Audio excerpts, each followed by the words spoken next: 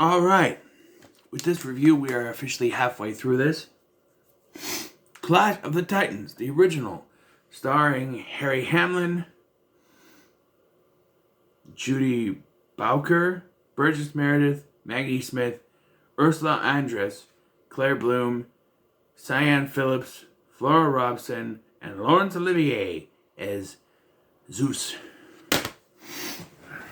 So, the main story is, it's about Perseus, the mortal son of Zeus, and his adventures to save his true love, Andromeda. Basically, that's the plot.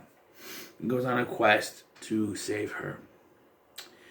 So yeah, this feels like a bunch of small stories kind of put together. You have, let's see, like 4 or 5 little things. First, you have this king of this island or whatever city who banishes Zeus's lover Danae and her baby child Perseus in a coffin that they float onto the ocean.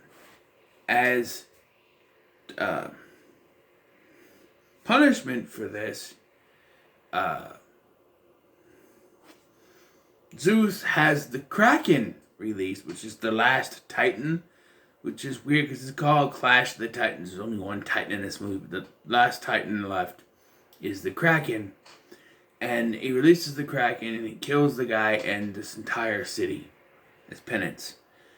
That's like the little first story here. Then there is a prince named Calibus, is the son of Maggie Smith's character, and Thetis, I think her name is, and he is cursed and turned into a monster. He's supposed to marry the princess Andromeda. Because he's a monster, he can't.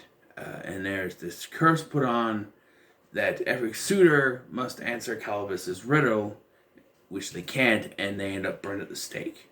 But of course, Perseus comes along and defeats Calibus and gets the thing correct, I believe. And so he gets to marry Andromeda, right? So it's over. We're barely halfway through the movie here, folks. Nope, because Andromeda's mother just has to comment that she's more beautiful than Thetis. So Thetis puts on an ultimatum. In 30 days, they will release the Kraken. And the Kraken will kill... will be sacrificed... Andromeda will be sacrificed to the Kraken. So before this, though, we've already established that Perseus has the sword to fight with, a shield, and a helmet that makes him invisible, right? And he's got the Pegasus. So, take Andromeda, go on the Pegasus, fly away. Although they do show that they have little figures that they can move, so she can just grab the figure and put him back, I guess. But, and if you think, no, they can't do that, that's not fair. Dead, just wait. So, Perseus goes to the Grey Ladies, basically the Fates in this version, because even have the eyeball they move around, and he asks them for help defeating the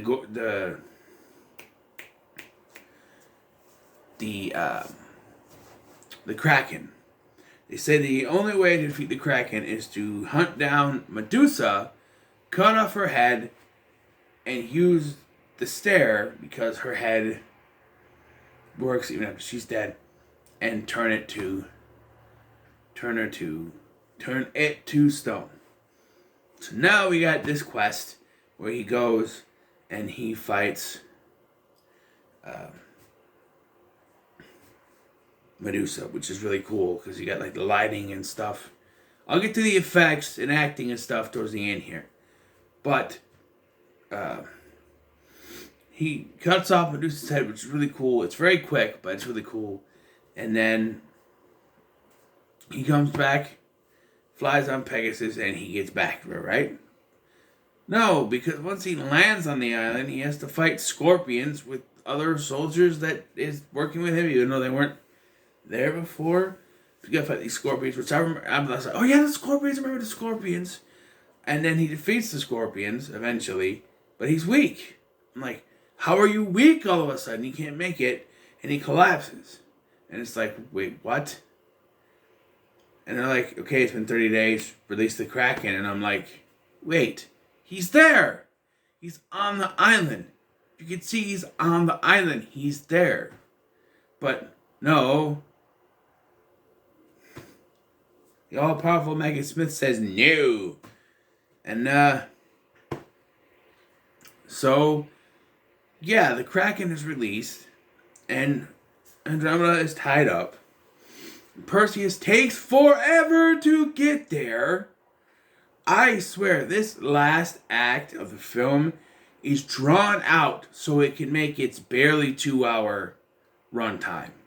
I swear, because in my opinion, he should land and get there like right away. Like even if if it was too late already, if he got there and he found out it was too late and the Kraken had just been released, he flies in and saves the day. That would be enough. But he gets there, fights the scorpions, then collapses, then the Kraken is released. Then he takes forever to get to the Kraken because we are waiting and the Kraken comes up, and as soon as a thing goes after her, you see him flying, and it flies like this. I'm like, come on. Come on. Come on. And he finally gets there, just as it's about to kill her. I swear it was drawn out on purpose because they needed to make its 118 minute runtime, which is just under 2 hours.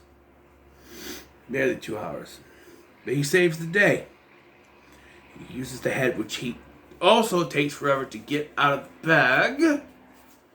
And because he can't get it undone, and then the Kraken knocks him into the water. He swims out. And you have Bird, Bobo, come down. He has a mechanical bird named Bobo. And it flies down, grabs the head, he uses it, and turns to stone.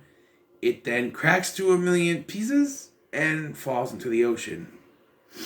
And then Pegasus flies out. They get married. The end, right? And Zeus declares that no one will take revenge on Perseus, and he will live a happy life with Andromeda, and they will dedicate constellations in the sky to Perseus, Andromeda, Pegasus, and even Cassiopeia, her mother. Okay? The mother do. But yeah, the last act really drags because they need to make their almost 2-hour runtime. To me, that's what it seems like. And the acting. Well, the one you really gotta go for here is Perseus. Harry Hamlin is Perseus. He's really good. He has this naive farm boy kind of thing where it's like, not farm boy, but like naive type character where he's young, he doesn't really know what he's doing, but he's gonna give it his all, and it works. It works. Any other ones to note are Laurence Olivier, of course, is fantastic. It's Laurence friggin' Olivier. Burgess Meredith is pretty good, but he doesn't get much to chew on. Maggie Smith is an uptight bitch. Oh, her character is an uptight bitch. No, I'm just kidding. Her character is an uptight little bitch. But I will say, young Maggie Smith, nice on the eyes. Yeah, and what I wasn't prepared for, nudity. Yeah, because, like, after Perseus and his mother are set adrift in the sea, and after he sends the Kraken to destroy that city, he takes this little statue of Danae sets it up there, and she's topless, holding the baby, and one tit's out, and you see the thing, and then it cuts to her breastfeeding, and her tits just right there, and I'm like, this movie's PG, 1981 PG, and that's not all. We then cut to bare ass, where they're walking, her and the kid are walking, you see bare ass from behind, and then later, when Andromeda is getting prepared to be sacrificed to the Kraken, apparently she needs to take a bath, and you see her bare ass from behind and a little side boob there. It's really weird when you see nudity in PG movies like this, Airplane, Jaws. It's really weird. Because how they would allow nudity, I mean, it's nothing explicit, really. It's just butt shot, side boob, quick tit shot. So it's nothing. I mean, the frantic tits bouncing in Airplane was a little more graphic than this. But I'm just saying, you know, it's really weird. So let's get to the big elephant in the room. The effects. This is one of the last films, if not, I think it's actually the last film to utilize effects, stop motion effects from Ray Harryhausen. After this, he retired. So, because, you know, the stop motion was really starting to go away at this point. And for the most part, they're okay. Like Medusa and the scorpions, when they're close up and they're shown and it's working like that, it works. Bobo is good. The Kraken up close is good. But when you have to put it against a green screen or a matte painting, it really sticks out. Like when he's fighting the Kraken, which by the way is not a Kraken. A Kraken is a giant squid. This thing is a fish monster. It's a big blue creature from the Black Lagoon with 4 arms and a tail. It's not a Kraken. And like I mentioned, it's called Clash of the Titans. And that's the only Titan. But the Kraken is not really a Titan. So I don't know. But Medusa looks pretty scary, although she amounts to being just like a smaller version of the Kraken, because she's got no legs, it's a tail, but she's got 2 arms, and then the snake head thing, and she looks really good. And I'm trying to figure out, I was looking, I'm like, who plays her? Because I couldn't find her credit, and I'm like, oh, she's completely stop motion. Okay, I get it. Ursula Andress is in this movie. She was Honey Rider in Dr. No, and she barely does anything. She plays Aphrodite, the goddess of love. And she doesn't do anything but stand there. I don't even know if she has a line in this. It's really weird. Yeah, the effects are dated. And I knew that going in. I'm like, I remember a lot of stop motion in this film. Because I watched this when I was younger. My mom, I think it was a Saturday night on TNT. We watched this. My mom and I. And I really enjoyed it. And I still enjoyed this movie. This was really good. There's a remake, which I will eventually watch and review, but this was really good. I enjoyed this thoroughly. I thought it was... And it fits the entire screen. And for the most part, it looks really good. Unless you're standing close to the TV. I watched this in the bedroom because I was rearranging some DVDs and stuff. And when I sat on the bed, it's like this. The camera's there and I'm here. And I'm sitting there like this. It was a little grainy. But I was standing in, like, around here, looking through the doorway, and it looked alright. So, from a little far away, it looks better. But, like most 80s movies put on Blu-ray, if you look at it up close, it's going to be kind of grainy. But the grain adds to it, I think. I think it shows you this is an 80s film, there's going to be some grain. But I think it looks pretty good. Overall, I really enjoyed this film. And I have to say that overall, Clash of the Titans is pretty good. So what are your thoughts on Clash of the Titans? Let me know in the comments below. And we're gonna pick our next one. It's gonna be a DVD. And everything is falling out. And let's try this again. It's gonna be a DVD this time.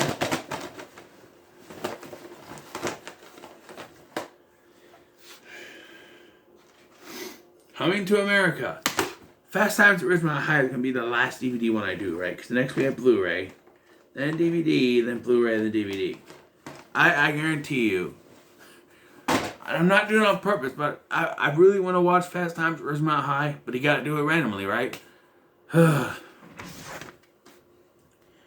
So Coming to America will be the first one I do tomorrow. Thank you for watching. I've been Scotty. See you in the next one.